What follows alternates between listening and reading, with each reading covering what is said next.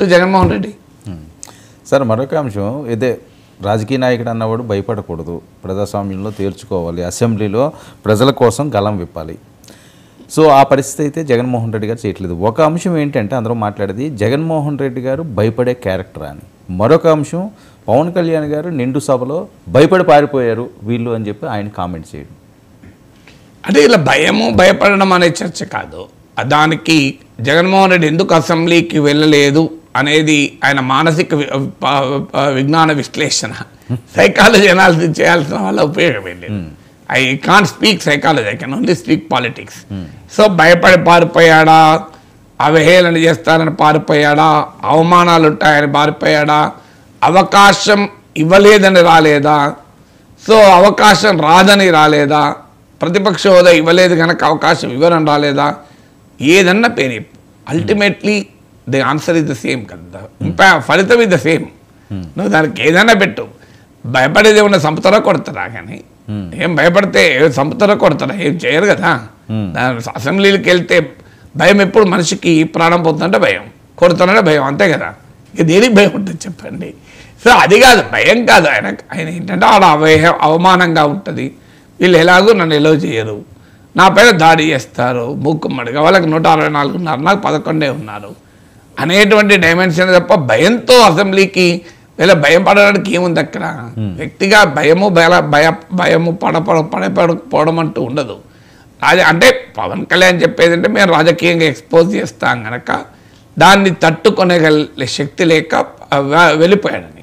So కానీ వాస్తవం ఏంటి అంటే అందరికీ తెలుసు, అక్కడ అవకాశం ఇవ్వరు, అవమానిస్తారు, అవహేళన చేస్తారు. సో ఆ అవమానాలు అవహేళనను ఎందుకు భరించాలి అనేటువంటి ధోరణి. కానీ వెళ్ళాల్సింది ఎందుకు అంటే you ask for your own white paper అనే పాయింట్. అది వాళ్ళు వైట్ పేపర్ పెట్టే దానికి కౌంటర్ చేయి. ఇప్పుడు వాళ్ళు ఇన్ని లక్షల అప్పులు చేశారంటున్నారు, నీవు నీ ప్రజెంటేషన్లో కౌంటర్ చేయి. అసెంబ్లీలో చేయాలనుకోండి, బయటకు వచ్చి చెప్పు, అసెంబ్లీలో ఎలా చేయాలి. ఇప్పుడు నీ 5 ఏళ్ళ ఇవన్నీ 5 ఏళ్ళ జగన్మోహన్ రెడ్డి ప్రభుత్వం పైన వైట్ పేపర్స్ కదా. సో నీ ప్రభుత్వం ఒక వర్షన్ పెట్టింది, మీ వర్షన్ చెప్పు, మద్యంలో అది అన్యాయం జరగలేదని. ఇప్పుడు బయట చెప్పింది అదే. ఇప్పుడు ఆయన బయట ఒక వాదన చేశాడు, ఉదాహరణకు లిక్కర్ విషయమే. మద్యం పైన ఏమన్నాడు, అసెంబ్లీలోమో మద్యం మీద వైట్ పేపర్లో చదవన్నాడు, ఏమన్నాడు, ఇదేదో boom super boom boom boom boom ఇంకే సుపీరియర్ బూమ్ ఇలాంటి బ్రాండ్లు పెట్టారు, ఊరు పేరు లేని బ్రాండ్లు. తాను ముఖ్యమంత్రిగా వైదొలిగినాడు పాపులర్ టాప్ బ్రాండ్స్ ఉండే, ఇప్పుడు అవి జీరో అయ్యి ఈ బూమ్ బూమ్ బ్రాండ్స్ వచ్చాయని నేను ఆరోపణ నిర్దిష్టంగా వైట్ పేపర్లో చెప్పారు, సీఎం ముఖ్యమంత్రి చెప్పారు. దానికి జగన్మోహన్ రెడ్డి చెప్పాడు, బయట చెప్పాడు, మేము చంద్రబాబు నాయుడు పాలనలో అదే డిస్టిలరీస్ నుంచి సప్లై అయింది, మేము అధికారంలో ఉన్నప్పుడైనా అదే డిస్టిలరీస్, మార్పు లేదు. ఈ 45 రోజుల్లో కూడా అదే డిస్టిలరీస్, ఓకే, డిస్టిలరీస్లో మార్పేం లేదు అని ఆయన ఒక వర్షన్ చెప్పాడు. సో అదే వర్షన్ అసెంబ్లీలో చెప్పు, అయ్యా నువ్వు వైట్ పేపర్ పెడుతున్నావు, నేను ఇంకో పలానా డిస్టిలరీస్ నుంచి లిక్కర్ గవర్నమెంట్ సప్లై చేయించింది, నువ్వు మరి అదే డిస్టిలరీసా కాదా చెప్పు. అదే డిస్టిలరీస్ ఎందుకు ఉంటే మరి భూమి భూమే కదా అది కూడా అని చెప్పు. తర్వాత ఇంకో ఆర్గ్యుమెంట్ ఏం పెట్టాడు జగన్ అంటే, మేము అధికారంలోకి వచ్చేటప్పటికి ఇన్ని షాపులు ఉండే, ఆ షాపులు ఇంతకు తగ్గించాము, ఇన్ని బెల్ట్ షాపులు ఉండే దాన్ని మొత్తం తొలగించాము, మేము ధరలు పెంచి మద్యం వినియోగాన్ని నియంత్రించాము, ఇవన్నీ చెప్పారు. అది ఆ డేటాని చెప్పి అసెంబ్లీలో, అయ్యా నువ్వు 2019లో మీరు ముఖ్యమంత్రిగా దిగే సమయంలో ఇన్ని మద్యం షాపులు ఉంటాయి కాదంటారో చెప్పండి, లెక్క చెప్పండి, నా దగ్గర ఉన్న లెక్క నేను చెప్తున్నా, తప్పో చెప్పండి అని ధీటుగా ఎదుర్కోవాలి కదా. అఫ్కోర్స్ మైక్లు కట్ చేస్తారు, అరుస్తారు, అవమానిస్తారు. 164 మంది వాళ్ళు ఉన్నప్పుడు ఎట్లా జరుగుతుంది కదా, 11 మంది ఇల్లు ఉన్నప్పుడు అవన్నీ ఎలా జరుగుతాయి, బట్ అదంతా జనం చూస్తారు కదా. సో జనమే అంటే ఇది ఓన్లీ వన్ వే వర్షన్.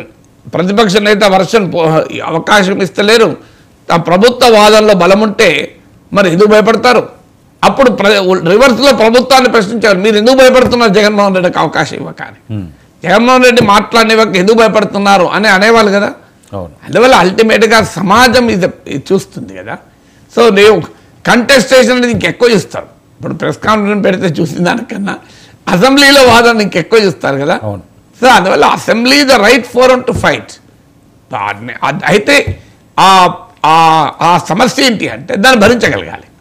అంటే ఏ అసెంబ్లీలోనైతే 151 మంది ఎమ్మెల్యేల మా బలంతో ఒక ఏకఛత్రాధిపత్య చక్రవర్తిగా వెలుగొందాడో అదే అసెంబ్లీలో 11 మంది సభ్యులతో ఒక నెగ్లిజిబుల్ ప్రజెన్స్తో ఉండడం అనేది భరించలేకపోతుంది. ఈ చేంజ్ రియాలిటీని యాక్సెప్ట్ చేయలేక, కానీ యాక్సెప్ట్ చేయాల్సిందే ప్రజాస్వామ్యంలో. నిన్న కేసీఆర్ అసెంబ్లీకి పోతే అసలు బడ్జెట్ కన్నా ఎక్కువ కేసీఆర్ మీద చర్చ పెట్టారు. ఎందుకు పెట్టారు? 10 ఏళ్ళు ముఖ్యమంత్రి, లాంగ్ పీరియడ్ కదా 10 ఏళ్ళు అంటే. 10 ఏళ్ళు ముఖ్యమంత్రి, తెలంగాణ వచ్చినప్పటి నుంచి ఆయనే అంత టవరింగ్ లీడర్. ఆయన సభకు వచ్చి ప్రతిపక్ష నాయకుడిగా ముఖ్యమంత్రిగా ఎవరెదురుగా ఎవరినైతే తాను ఓటుకు నోటు కేసులో జైల్లో పెట్టాడో, ఎవరినైతే తన హయాంలో అసెంబ్లీ నుంచి సస్పెండ్ చేశారో, ఎవరినైతే పట్టుబట్టి కొడంగల్లో అసెంబ్లీలో ఎలక్షన్లో 2008లో ఓడించారో అతను ముఖ్యమంత్రి స్థానంలో కూర్చుంటే రేవంత్ రెడ్డి గౌరవనీయులైన ముఖ్యమంత్రి అనాల్సి వచ్చింది. ఇది కేసీఆర్ భరించలేని వంశమే, కానీ భరించిండు కదా. భరించిండు, వచ్చి మీడియా ఫస్ట్ టైం 10 ఏళ్లలో మీడియా పాయింట్కి వచ్చాడు. కానీ అసలు మనం ఊహించలేము మీడియా పాయింట్ కేసీఆర్ వచ్చిందంటే. అందుకే అంత ఫోకస్ వచ్చింది. But that is the beauty of democracy. ప్రజాస్వామ్యం యొక్క గొప్పతనం అదే. ఆయన చంద్రబాబు నాయుడు 14 ఏళ్ళు ముఖ్యమంత్రిగా ఉన్నాడు, ఆయన రాలేదు అసెంబ్లీకి. అసెంబ్లీకి వచ్చి మీరు ముఖ్యమంత్రిగా ఉన్న జగన్మోహన్ రెడ్డి ముఖ్యమంత్రిగా ఉన్న సమయంలో ఆయన ఎదురు కూర్చోలేదా? సో ఈయన 5 ఏళ్ళు ముఖ్యమంత్రి అంటే 14 ఏళ్ళ ముఖ్యమంత్రి కదా. వయస్సులో కానీ, పొలిటికల్ స్టేచర్లో కానీ, పొలిటికల్ ఎక్స్పీరియన్స్లో కానీ చంద్రబాబు నాయుడు వే హెడ్ కదా. తన తండ్రితో రాజకీయం చేసిన వ్యక్తి కదా. సో రాజశేఖర్ రెడ్డితో రాజకీయం చేసిన వ్యక్తి కదా.